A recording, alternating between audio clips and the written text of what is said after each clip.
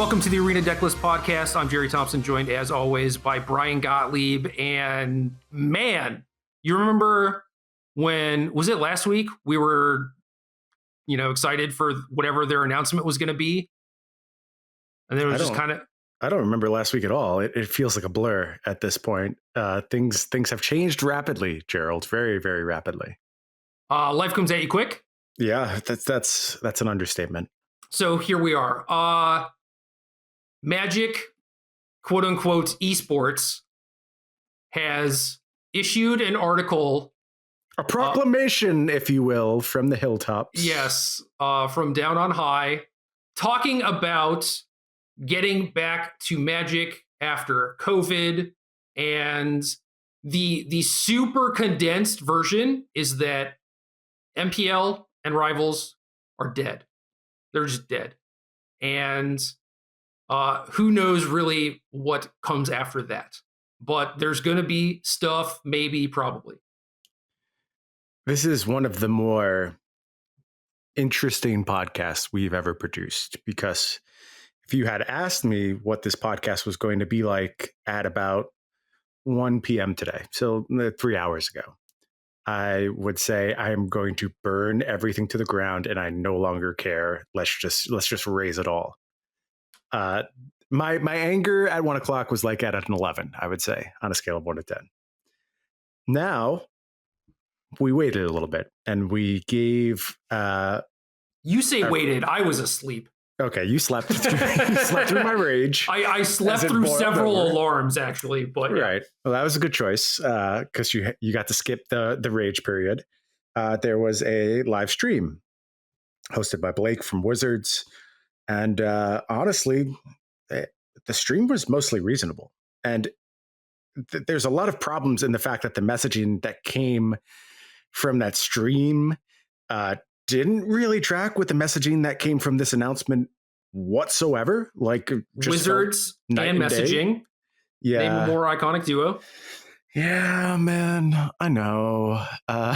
Now I have to decide how much rage I want to have throughout this cast, because there's going to be so much. And I'm just kind of like, we literally just did a live cast over in our Discord. We watched the announcement together. We talked through it.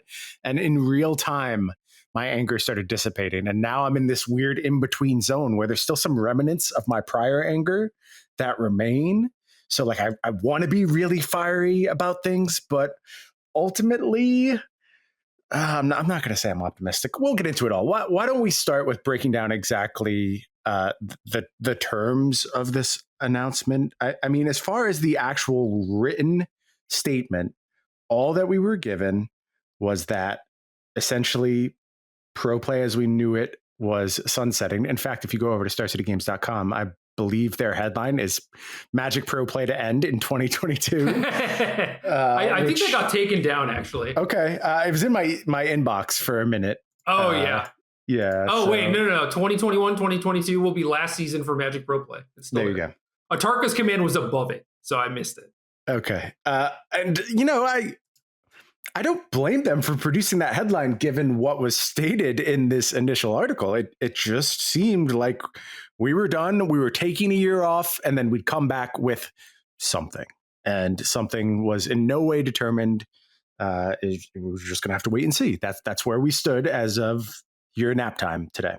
Yeah. So then things got clarified a little bit, which is good. I mean, like this article really just talks about how like live play is important to them and to Magic's ecosystem and everything. And then the live stream was like, oh, well, just because we didn't mention, Pro Tours or whatever, doesn't mean that we're not going to do them. And it's like, okay, well, that's weird, but cool. Very weird. And they really have to work on getting the entire message out when they're doing things like this that dramatically affect people's engagement with like their core hobby or maybe their careers. I mean, let's just put it out there. We talked briefly about this and we were like, should we stop doing the podcast? Because what was left? Yeah. Like we're here to do this and teach people how to succeed in competitive Magic. And it didn't look like competitive Magic was going to be there. And for us to have that conversation, like that is fundamentally a life-changing conversation. We are altering the path of our existence by starting to consider those decisions. And the incomplete nature of that article pushed us in that direction. Like that's a big screw up. It's a big screw up. And now when you try and put forth a more well-reasoned, well-thought-out policy, you're fighting uphill. You have to fight against all this anger and uncertainty and rage that you've created by just not being clear in the first place. So definitely a big fail with the initial message here. No one could have seen this coming.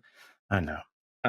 But in terms of what's actually happening here, dissolving the MPL, dissolving the Rivals League, hell yeah. Garbage systems, just absolute garbage. And look, Wizards created them, so they can take the blame. They can take heat for this. That's completely fine. But you still got to give props for recognizing this is a garbage fire. This is not working. We need to get away from this. Yeah. So we got spoiled ahead of the announcement, and the cliff notes that I got were definitely not. It didn't make me very hopeful for the future. You know, it's like COVID happens and paper play shuts down and everything. Like we took a big hit on that financially in a lot of different ways, right? Mm-hmm. And then I get the Cliff Notes version of this thing, and yeah, it's basically like, you know, competitive play is not really going to exist. And I started thinking about what it takes for us to be successful and for, you know, competitive players who still have an outlet and still have something to do and strive for. And I think the end result that I came to was like, it doesn't take a ton, but certainly at the time I was really worried. And now after this announcement and everything, like I am hopeful at least for job security. But in the case of like everything else, it was very heavily insinuated that it's just like going to resemble like a Grand Prix Pro Tour model. And it's like, you know, maybe no platinum or MPL or anything like that. So it's different, right? It's like you're probably not going to see a lot of the same players. You're not going to see maybe like the best of the best. You're not going to see like the top 0.01% or whatever, but you'll see like the next level or two. And I think that all of that stuff is good enough. I think that we can all still happily exist and thrive in that sort of system and setup. Yeah, so let's really drill into the specific language that sparked a lot of this.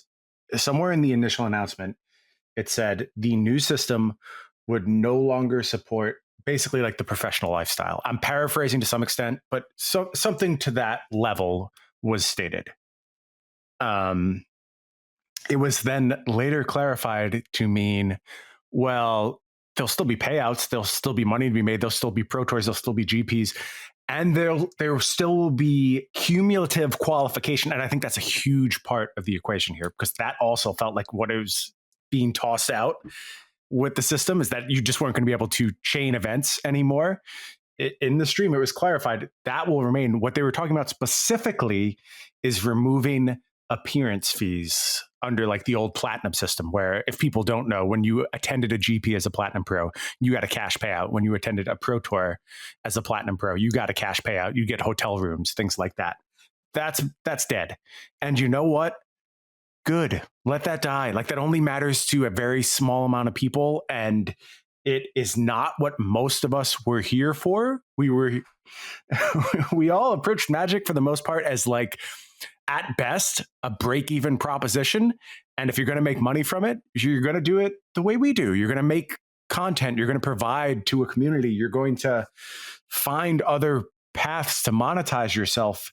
It's not just about hitting platinum, making raw dollars, and being able to travel all over the place. And I think there are some very real consequences that come along with this in terms of how it affects the international Magic scene that are extremely problematic and are going to take a lot of work to get through, because I do think that particular stipend was subsidizing the international scene much more than it was subsidizing the domestic. And I'm speaking, of course, about the US for myself, the US based Magic player. So that's a huge hurdle that we're going to have to overcome. But on the whole, I don't think removing those static benefits is actually doing anything to diminish the pro lifestyle. Like, for what it's worth, there were SCG pros as well, and the money was infinitely smaller. There were none of those type of appearance fees, stipends, things like that. It was just a consistent program that rewarded you for sustained success with more opportunities to make money. And that's all I've ever wanted from professional Magic. And it sounds like Wizards and I are finally back on the same page as far as that goes. Let's be real though, for a lot of people, trying to go to like every SCG tour stop was a bad investment. Absolutely. 100%. Just like trying to make your way onto the gravy train for the Pro Tour was a bad investment for many, many people. Yeah. So I agree that like the nickel and dime stipends don't really serve anyone particularly well. And even if you were like a platinum pro or whatever, like you were not making good money. You could not. There were like what 3 people at any one time who were just like, yeah, I just play in Magic tournaments and that's it. And like didn't stream, didn't write articles, whatever. Didn't have a full-time job, right? So that's fine. I think that the messaging of you can be a high-level Magic player, or you can say like, pro Magic, in that it's not your profession, but it is like the highest level. Yep. Then, maybe there's a better word for it. I don't know.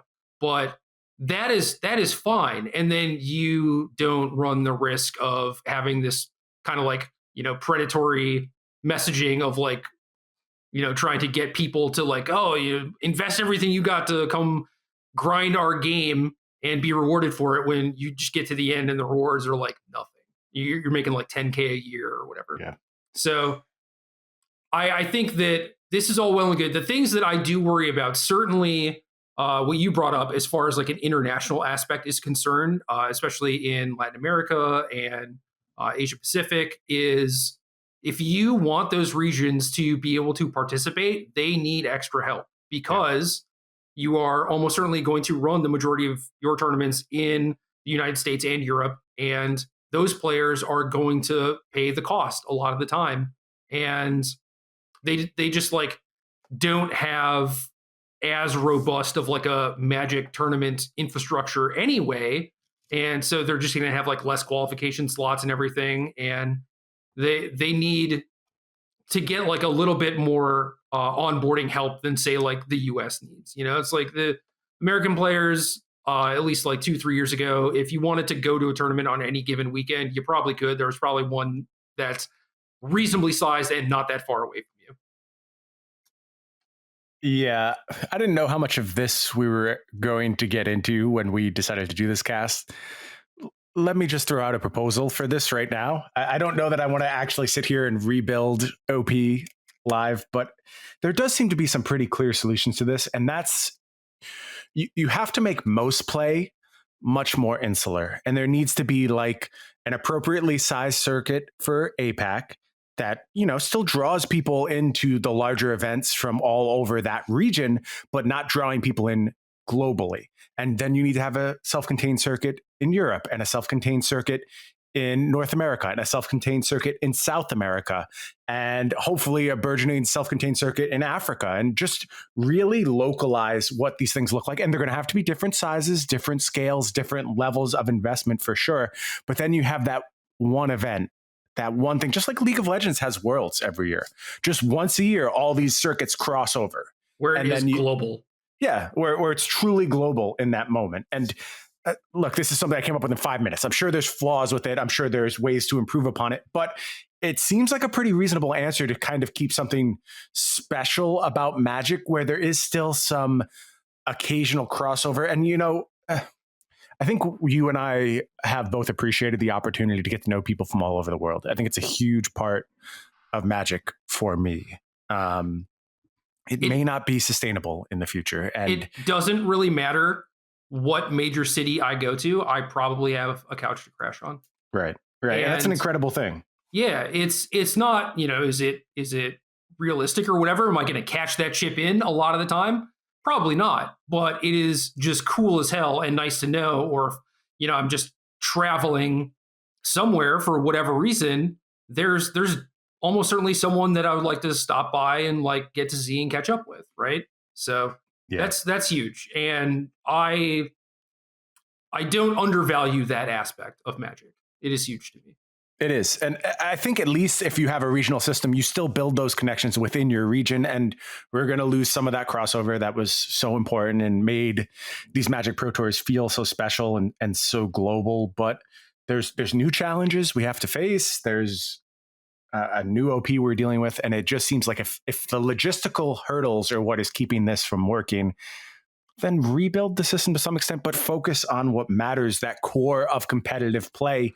I don't think anyone's going to be disappointed if there's a really, really enticing NA circuit and a really enticing Europe circuit and a really enticing APAC circuit that only cross over a little bit once per year, because that event's going to feel real special under those circumstances and could be a real cool showcase for Magic. I don't think 4 Pro Tours a year is too outlandish of an ask for that crossover to happen.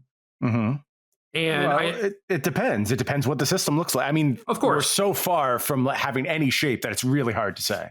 This is me operating under the assumption that I think that they are going to go back to something closely resembling an old system, because, well, it's probably pretty easy for them to do, which is probably pretty nice for them. They don't have to think about it too much. But also, it is a thing that very clearly worked and people liked. Obviously, there were numerous kinks, but like a lot of that was, like how much should platinum players make, and like what are the world's invites, and why are you giving money to Amaz and not us or whatever. It's just, but like when you remove a lot of that stuff, it's like you just have this clear path for qualification and you have big tournaments and you try and find a way to make them feel prestigious. And when the players show up to a pro tour or at the end of the weekend after competing in a pro tour, you want them to be like, that was awesome, I want to try and come back. Not like, oh, okay,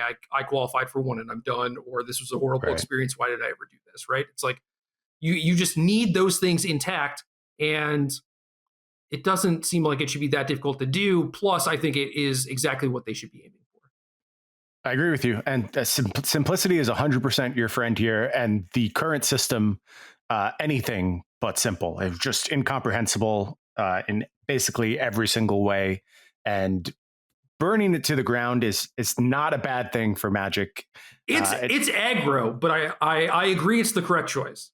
Yeah. So the question then becomes, well, what's next? And what level of optimism should we have about what's next? And here's where I think you really get in to the sticky situation here. Because as set up, this all sounds completely plausible, completely reasonable.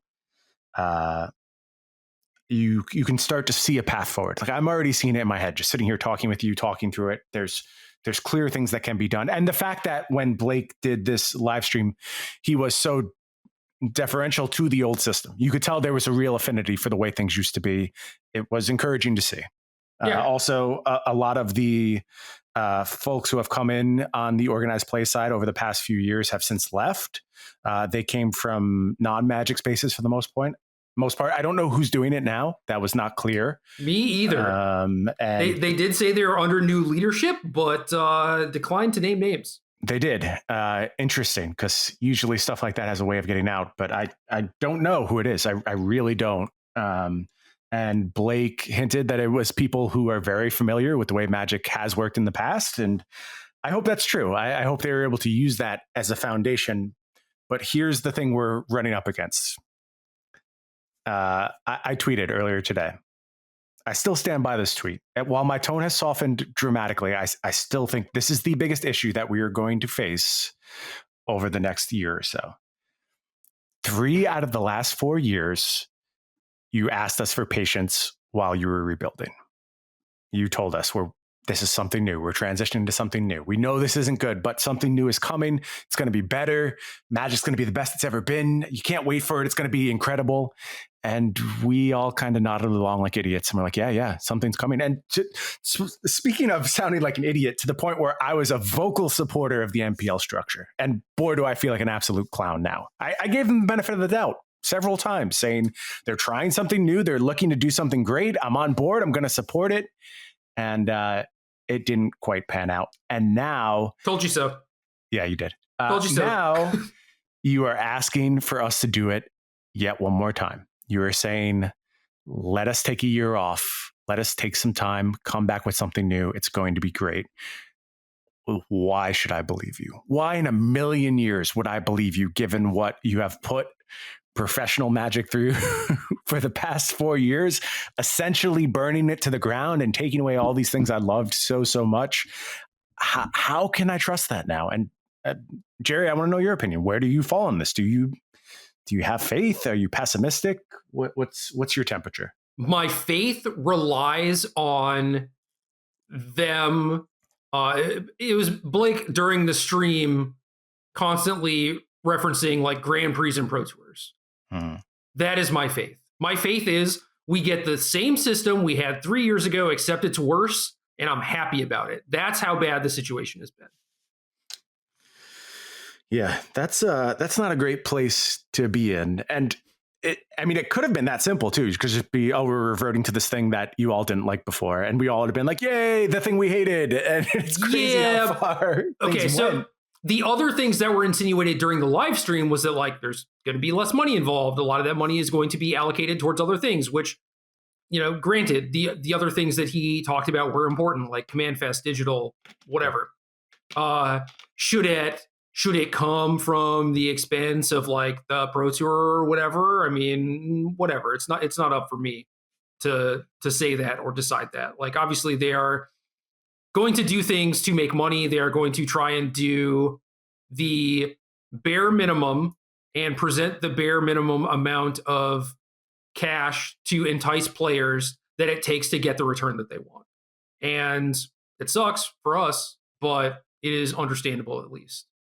And I think that they recognize that the old system was pretty good, or at least it definitely was enticing to the players, right? It did something. It did something very well. It's not clear exactly what, but it definitely created a lot of long-lasting engendered players who are so invested that when we have announcements like this, it feels like the world is being set on fire. That's how much everyone involved here cares. Yeah.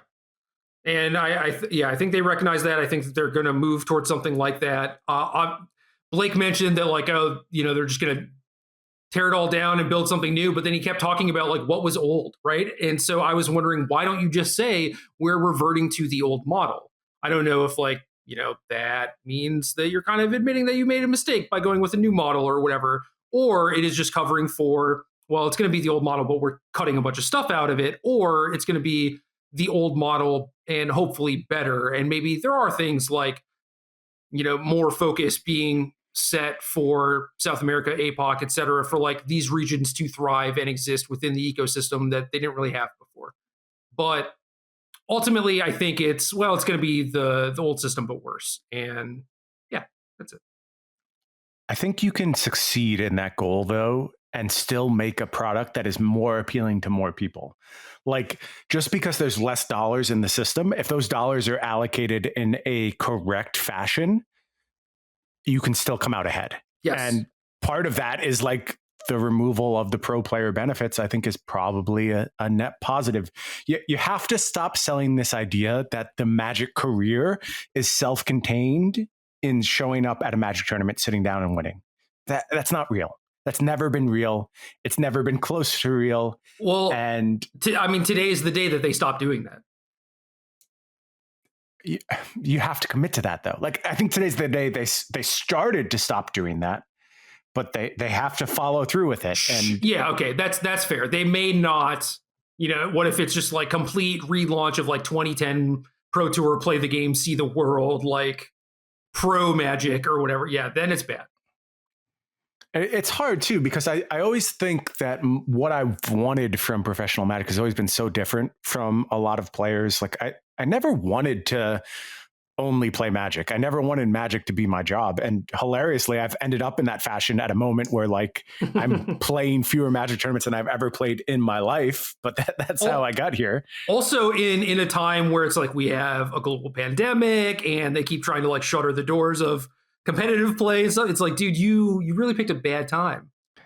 Yeah, I did. But things are going well. I'm happy with where things are. And I wish that I don't know if I wish I got involved earlier. I actually won't say that. I'm completely content with the way things have played out. It's just odd. It's so odd that the moment where I am fully invested is the moment where there's just like nothing going on whatsoever. Yeah. But I'll say this, like being around for the birth of Arena, well, I made a lot of money playing like those silly Arena tournaments for a year. Like I actually had my biggest Magic dollar earnings year ever from just playing random Arena tournaments. And a lot of that is just like, well, I never made a lot of money playing Magic, but shout out Fandom Legends. Yep. A lot of props to Fandom Twitch Legends. Rivals, hell yeah. Rivals, yeah, all that did a good job of making it my most profitable Magic year ever. So a strange time to be sure. Esports is fake and all the money is made up, but hey, their checks cleared. We spent a lot of time dabbling in the esports space. I also pointed this out on Twitter. Like if you ever thought for a second that I just want things to go back to the way they were, I don't think anyone was like more on board with the esports arena idea than we were. We had about 10 projects up in the air that we were working on. We had multiple meetings with esports orgs and just figuring out how we could really fully invest in this space before we sort of recognized it was this complete house of cards that was nonsensical. I think maybe I'm speaking for myself. I won't speak for you here. I mean, that was part of it, but it was also like, well, I have faith in that like Arena will continue to be relevant and Magic will be a relevant game. And while these orgs are probably not going to get like the big esports dollars that they're expecting, it's like, well, again, that money is fake. Like it doesn't exist. There is a huge bubble, whatever. And also like Magic is not set up to be an esport. But if we are talking about like expanding the content that we do and stuff like that, while Magic is having this digital boom, like, I want to get in on that. And for people wondering what happened to the projects, well, they all fell through and depressed the hell out of me, honestly. So that's where we are. Yeah, it was a real tough period for us. It didn't break the way we expected to. And I think our experience mirrored Magic's experience in that space. Despite all this talk, so there's 2 points of anger I still want to address. I'll get into one now. Despite all this talk of Magic having its best year ever and making more money than it ever has, I guess I have 3 points of anger. You still took away that $2 million. I'm not forgetting about that. I'm sorry. It's not going away in my mind. Like you sold tickets to an event promising one thing and you just pulled it out from under people. And that has gone a long way towards eroding the trust that you need from me right now to believe that you can rebuild this thing. That action did a lot to erode it. So I'm not going to let that slide. But the other thing that I come back to is that in this moment of the pandemic, it feels like a lot of Magic adjacent things are also experiencing booms, be that collectibles like sports cards or, things like NFTs, or so many different things in this space are having this shining moment. Pokemon cards come to mind.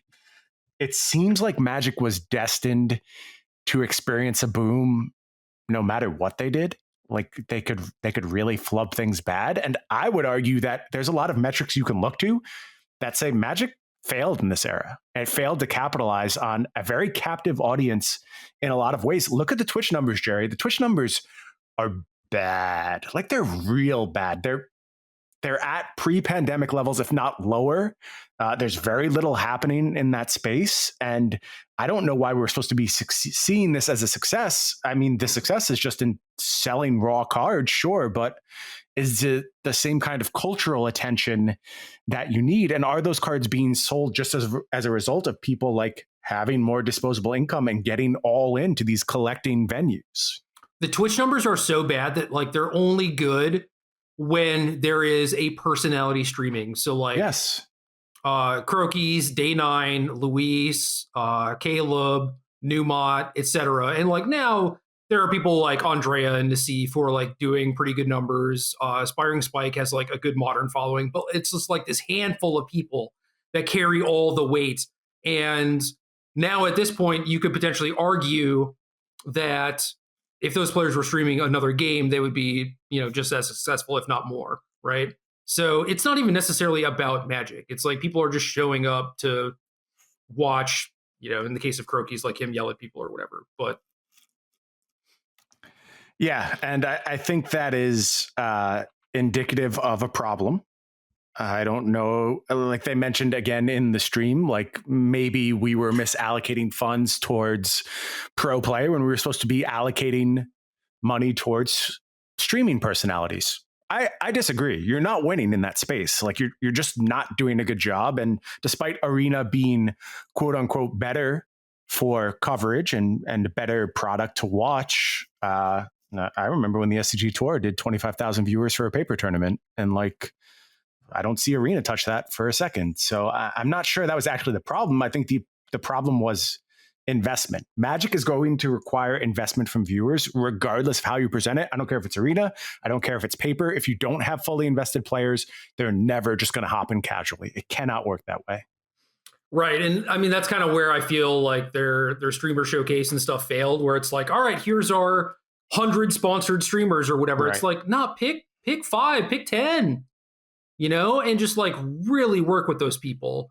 But you just showcase 100 different personalities and there is like no investment there, right? Like the players that have a following on Twitch now for Magic, like their audience is invested again in the person, and it's because they put in the work, they did the time. Like Newmont, Caleb, like they all did these things where they just streamed for infinity amount of days in a row or whatever. Yep. And just built that up over time. And that's what you need to do. And their broadcasts for tournaments have just never really done that, never been about that. SCG Tour does exactly that. I think you're spot on. And pointing to like this as a way of monetizing the Magic experience, it's like, it's a half truth. You can make money doing that. Certainly plenty of people are, well, I'm not going to say plenty. A few people are successful streamers, but it's kind of selling that same dream again that you used to sell with the Pro Tour, where it's like, oh, go get this part of the pie. Well, not many people are really getting that pie. And it turns out it was kind of a small pie to begin with. And so you split it up all these different ways and you're still starving to death despite getting your hands on some of that pie. And that's not good. That's not a good place to be like your showcase element of your game.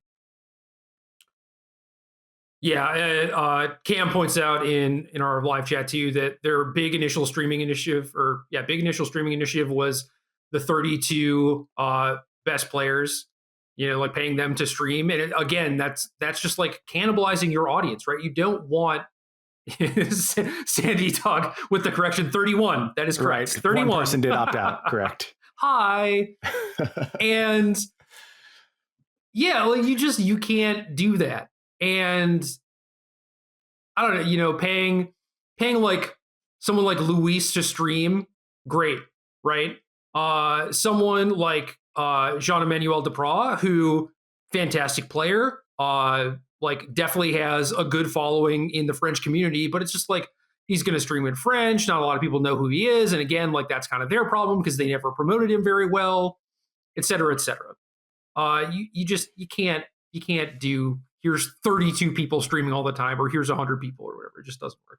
Yeah, it's a root flaw of the MPL is that you assume that the 32 best Magic players in the world, again, throwing aside that you're not getting the 32 best Magic players in the world when you use this arbitrary means of selection, you're assuming that they are also the best brand ambassadors and you just go all in on them. And that's so to be fair, so backwards. To be fair, a lot of that stuff you can work with, right? Like there are people, like let's take the initial MPL, for example, right? There are a lot of people there who give good interviews, who are good on camera. And it's like, sure, if you teach them what makes a good Twitch stream and actually work with them, cultivate their personality, figure out a way to integrate that in, they could have become excellent streamers. But instead, you're just kind of like, pay you to go live, just like turn on the camera and then, hope it works out for you, buddy. It's not it. It's not going to make it happen. And I mean, I'm not picking on him here. I only bring this up because I know he was personally opposed to the idea. Someone like Ifro, who was like, this is not my space. I'm not really comfortable doing this. Exactly. They didn't support him in any way to make him comfortable doing it. And he was just being asked to do something that he really wasn't equipped to do. And he knew it. In his defense, he's like, I can't, this isn't built for me. I don't understand why you're having me do this. And Ifro was kind enough to hop on in our live cast before we went live and chat a little bit about all this stuff. So shout outs to him for sharing a little bit of wisdom with our audience and detailing his own very unique experience with all this MPL stuff that has been going on. Right. But he's also a person who is eloquent and well-spoken. And like, for example, having him on our little pre-show thing, it's like, yeah, this dude obviously gives good podcasts, like he has podcasted before, he knows what he's doing. And then it's just like you find, so if you want to pay all of your, MPL people, which probably a bad idea, to do whatever content creation for you, it doesn't have to be streaming. You should find some other way to utilize him and his talents. Like get him articles. He'd be a great writer. Articles, broadcasting. Yeah, he's very good at commentary too. It's like there's no reason that Luis should hold like the only, well, if I'm not in top 8 of the Pro Tour, I'll do commentary slot, right? Like someone like Ifro is also very professional and very highly regarded in that role. There's a lot of one size fits all with the people in the MPL. And, as you proved, that was not going to work. Not everyone in the MPL had the same goals, was going to approach things the same way, and treating it like they were was pretty laughable from the beginning. Yeah. I don't know. We shouldn't dwell on this. There's obviously like a lot that we could like criticize and talk about or whatever, but I think there's been a lot of that today. It also like doesn't help us necessarily. And this is also stuff that we've hashed out a bunch. That is true. So where do you want to bring this conversation? What do you want to talk about? So what would it take for the Pro Tour or an equivalent to stay relevant in the eyes of the players, like the aspirational players, right? Where say you strip away the pro play or like the paying the pro players or whatever, you strip away a lot of the money that's involved. Maybe like prizes get cut in half or something. How do you keep it aspirational? I know my answers. I want to hear yours. I think chaining events is the absolute key. More than anything, you need to know that if you succeed once, you're going to get the opportunity to succeed again. And there has to be some level of exclusivity to play at the highest level. I don't want to exclude anyone from opportunities, but you have to qualify. It has to feel special.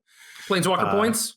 Not Planeswalker points. It's got to be, you got to win something to play something. And it's old school. It's been around for 27 years of Magic now, but it works. I mean, it makes sense. It's clear. People know what it is. And I used to be able to tell people how like Magic tournaments worked. Oh, if I win this, then I get to go fly to Spain and play a Magic tournament with all the best players in the world. Cool. That makes sense. Now I can't tell you what happens if I win a Magic tournament. It's just got to be simple, direct to the point, and chaining is absolutely everything. I like how they make all the flowcharts for like how you can qualify, and it's still at the end of it, you're like, huh? Yeah. Because like they know it's confusing. Like you wouldn't make a flowchart if you didn't bother, but it still doesn't get you to the end. Yeah, exactly. Do you have anything else that you want to harp on? I do think that there has to be some international component. Like I said, I think you can succeed with the focus of play being more regional. But at some point you do have to get the entire world together. You think 4 times a year for Pro Tour isn't that big of an ask? I think it kind of is. It wouldn't hurt me if you scaled that back. Maybe once a year is too small, but like League of Legends, for instance, does the MSI Midseason Invitational and Worlds. They do it twice a year. Dude, so, I know this was not your intent, but do not compare like the League of Legends esports structure to Magic. I know. That's not my intent. It's just saying that where a competition is global, you do want those moments where everyone comes together. It just doesn't have to be constant. It needs to occur at a reasonable interval throughout the year. Yes. Anything else?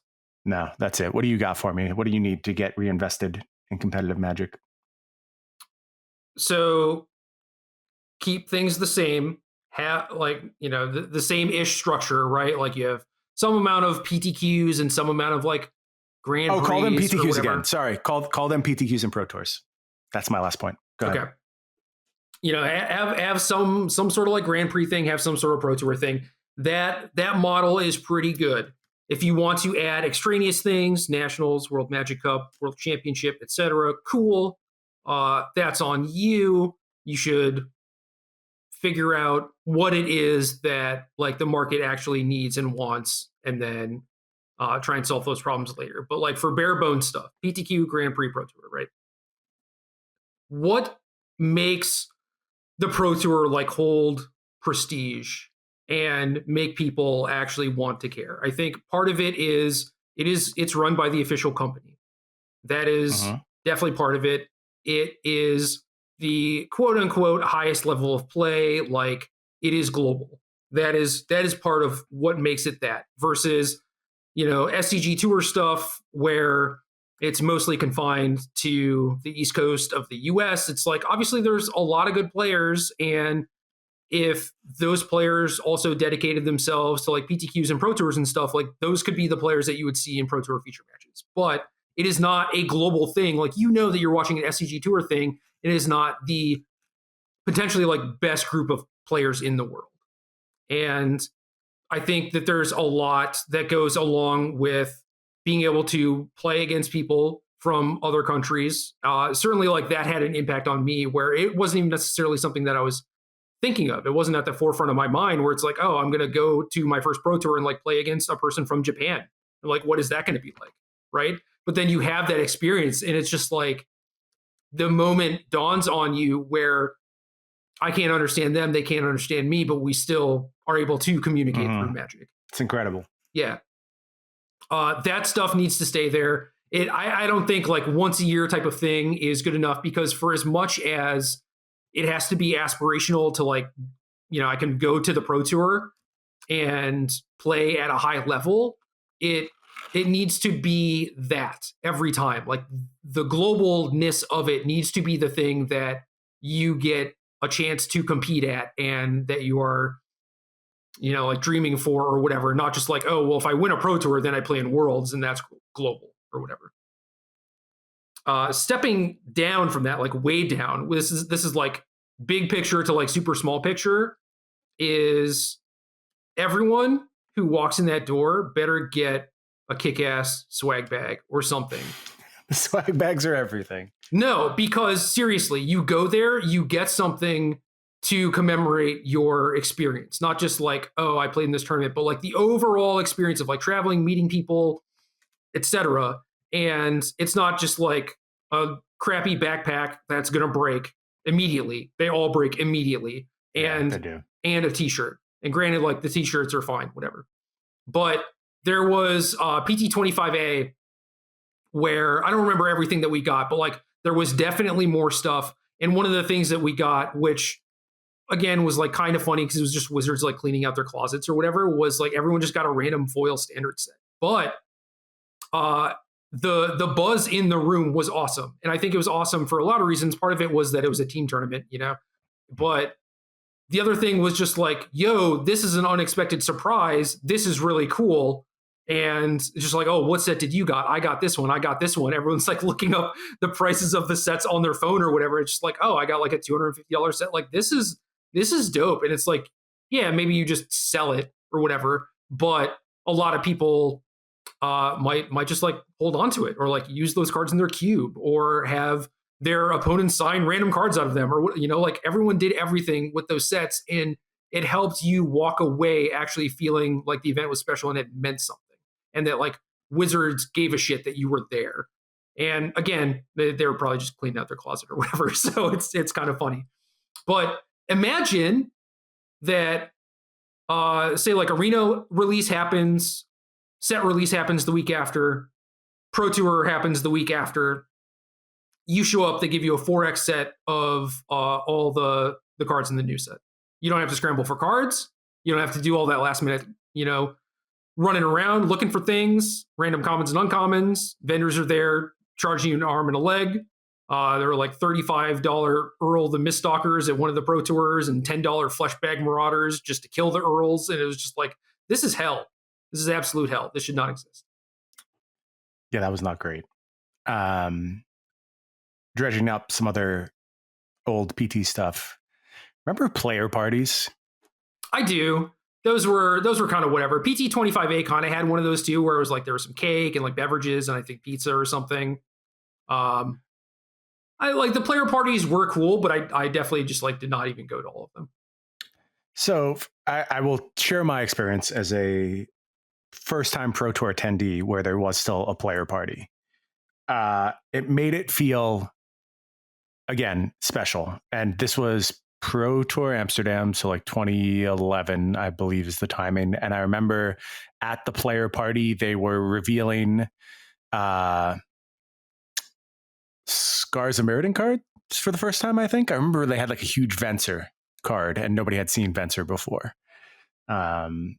So it was like not only a preview event, but also there was like a bar and lots of food, and I ate a bunch of Stroop waffles, and I brought my wife. And Stroop waffles are so good.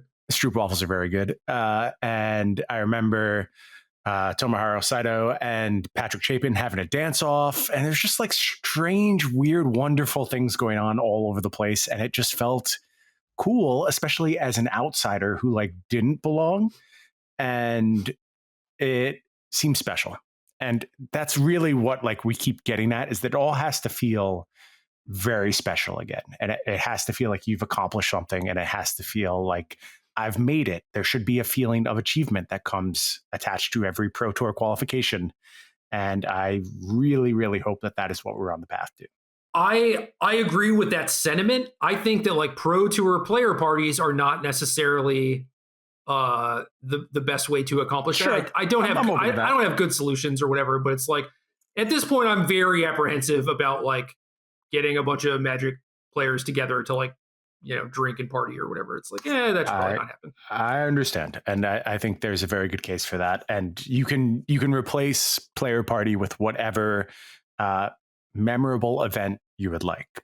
I think the idea of like getting people in the room to just kind of like hang out and talk, and then doing, something like the Venser thing, or like at the Mythic Invitational, we all went over and sat and watched the War of the Spark trailer and stuff like that, and that's cool. That's like a really cool, like shared experience that you get to have, and you get like the front row seat to that thing. And that is awesome. They could do a lot more of that stuff for sure. Yeah, that's a great example of something along those lines.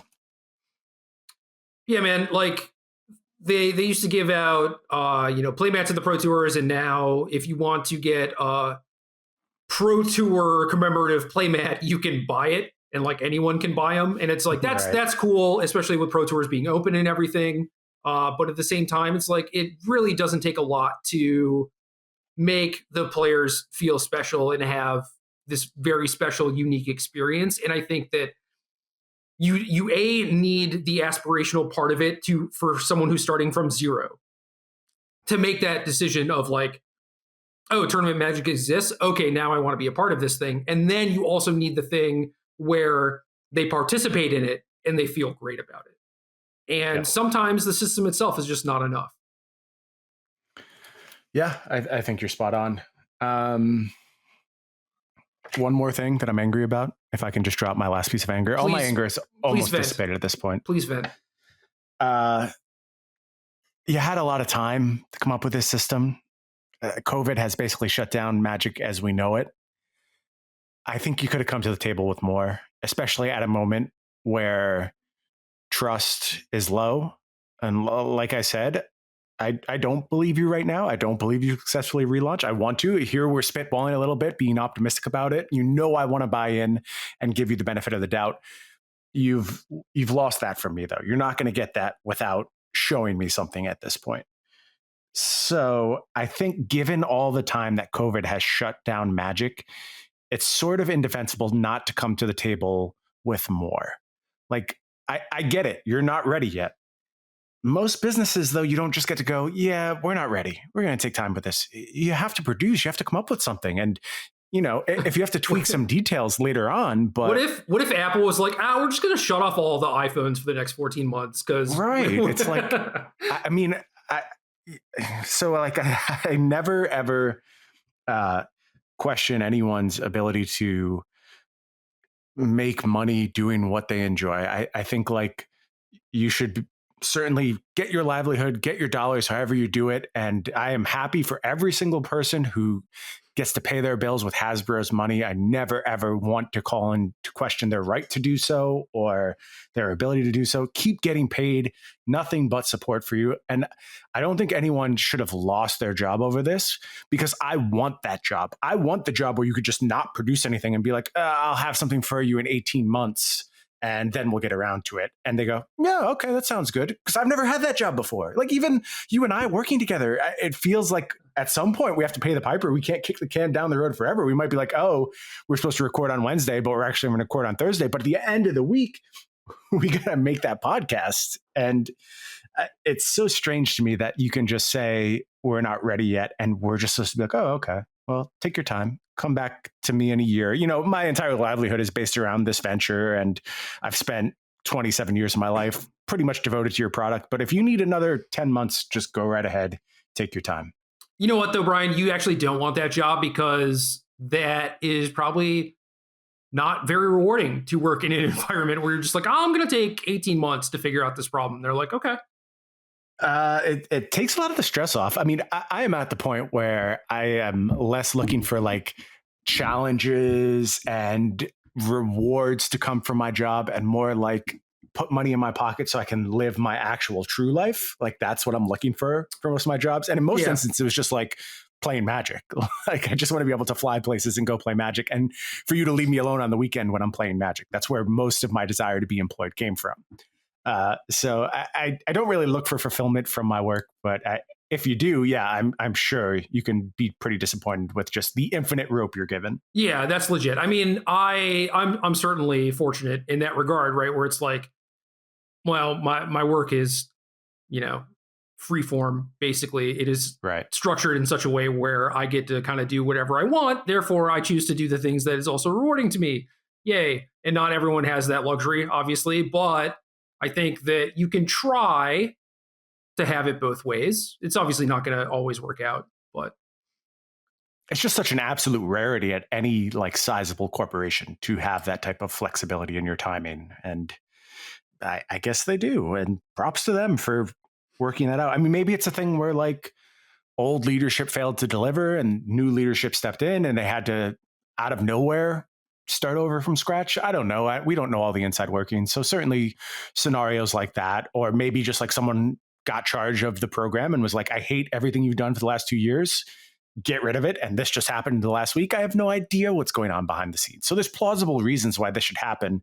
But I think even in that case, you could have just done like the private announcement to the people who were going to be impacted, because that's what they were given as a reason for just kind of putting things out there before things were complete. They wanted people participating in the MPL and Rivals leagues to understand that things are not going to look like that going forward. And I get it. That's a nice sense of it.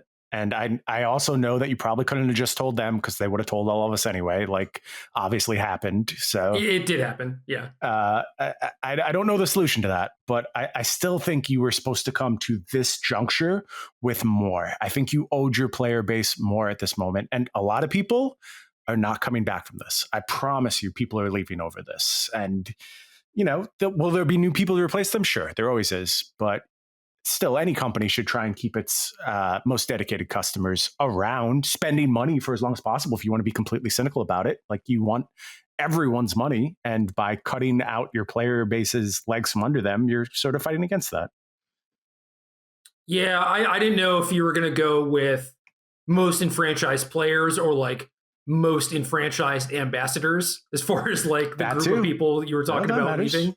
But they've pretty clearly shown that they're not really caring too much about any one individual person or even like a reasonably sized group of people, right? It's like if they kill the MPL and then all the MPL players and rivals players are just like, well, never playing Magic again. They're just like, okay, whatever. Yeah. It probably is more important, like the influencers' vocal opinions on this, but I think the people with the biggest reach in the Magic sphere are not necessarily those members of the MPL who are most impacted by this. Certainly, a lot of people see their tweets, 20,000, 30,000 people. Oftentimes, we're dealing with that matters a bunch. And in some cases, it goes even larger than that. But yeah, I guess they don't think that actually matters. And maybe they're right. Oh, Magic hasn't died as a result yet, so maybe they are. I don't know. Time will tell. So I want to get 2 meter readings from you as we Let's wrap go. this up. I gave you one of my meter readings. I want to give first your anger reading, because I think that is a common sentiment around the community. I want to know if you want to do like pre-post stream, that's fine. Out of 10, please. And then I want your optimism reading. How much do you believe Magic can pull the nose up and deliver us something that we can reinvest in? Hold on, I'm Googling the 7 stages of grief. Okay, I think we know where the optimism reading is going based on that. Stage 1, denial. I have definitely felt this about Wizards decisions before. I just skipped this step. Okay. Stage 2, anger. That one persists over time. That one, it's not like, you go from stage 2 to stage 3 and stage 2 ceases to exist. These are all fluid, yes. Stage 3, bargaining, kind of similar to denial. I mostly just skip this step now. I clearly know that they are not listening. Stage 4, depression.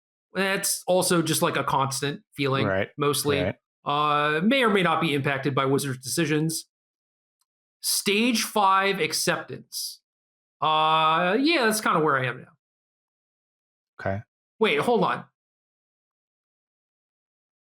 What? This article just stops at acceptance. I don't understand. Well, there's 7 stages, right? Yeah. There's 2 more. Okay, so then I feel like you skip stages before acceptance should be the last stage, right? No, because okay, so after depression, I guess there's upward turn, and then there's reconstruction and working through, and then there's acceptance, and hope. Hope? We're definitely not at hope.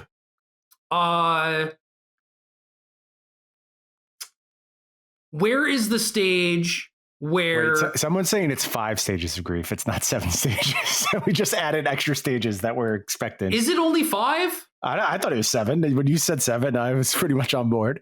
Oh, okay. So so I Googled 7 stages of grief because that was the number that popped in my head, right? And then immediately under that, Google has like the people also ask. And about 5 stages? The top thing is, are there 5 or 7 stages of grief?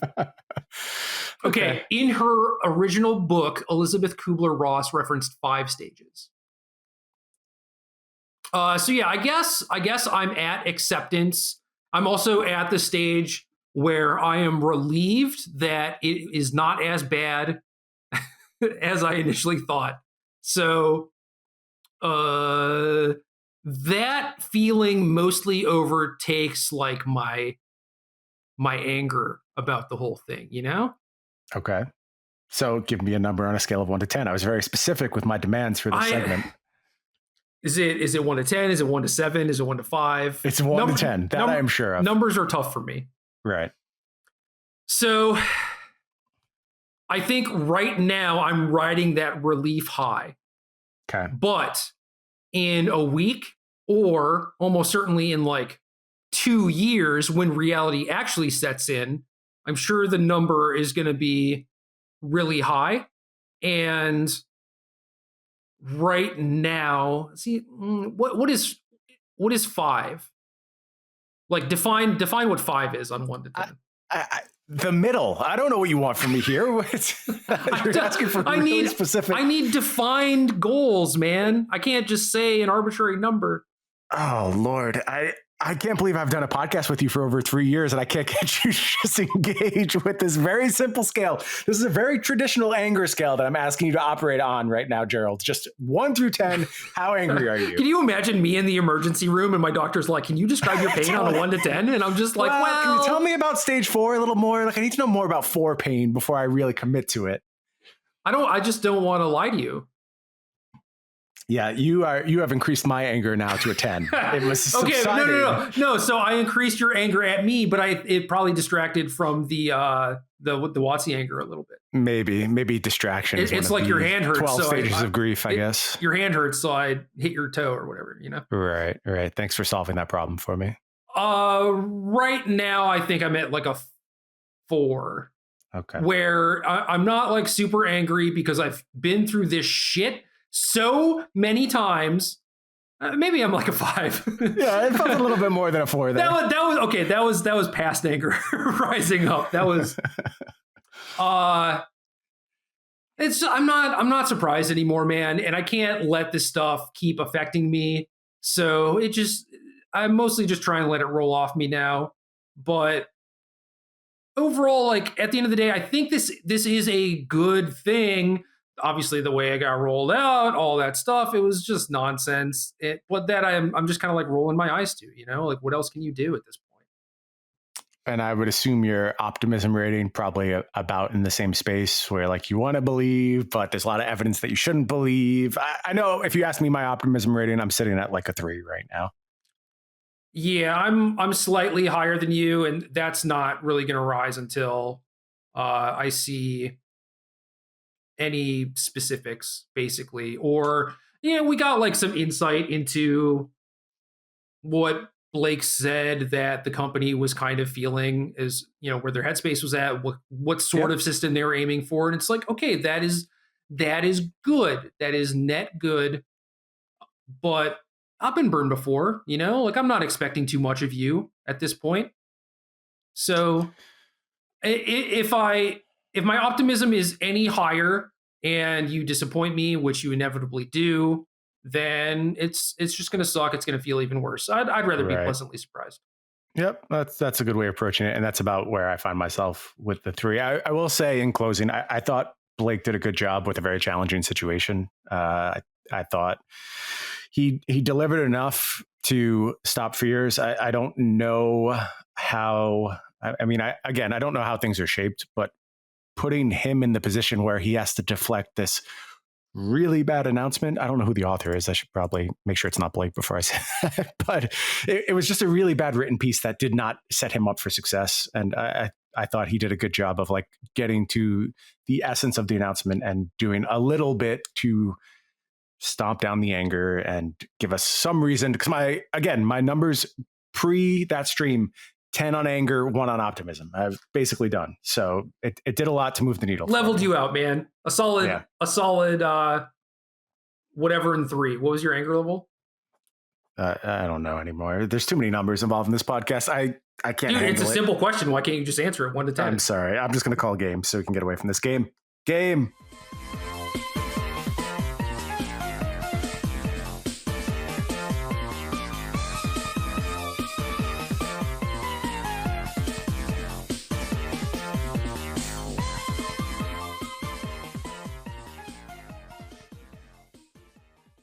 Good luck.